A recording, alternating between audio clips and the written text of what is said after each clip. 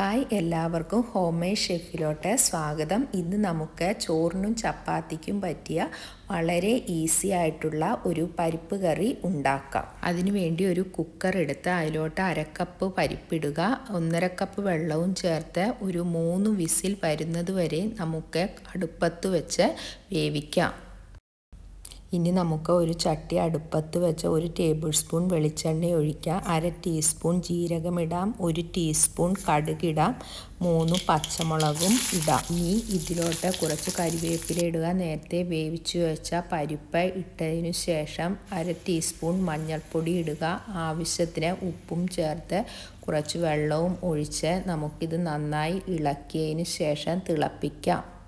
ഇത് തിളയ്ക്കാൻ തുടങ്ങിയിട്ടുണ്ട്. നമുക്ക് ഇതിലോട്ട് കുറച്ച് കരിവേപ്പില ഇടാം.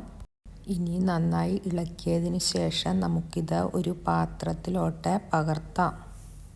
അങ്ങനെ നമ്മുടെ ഈസിയായ പരിപ്പ് കറി റെഡിയായിട്ടുണ്ട്. എല്ലാവരും ട്രൈ ചെയ്ത് നോക്കണം. Thank you.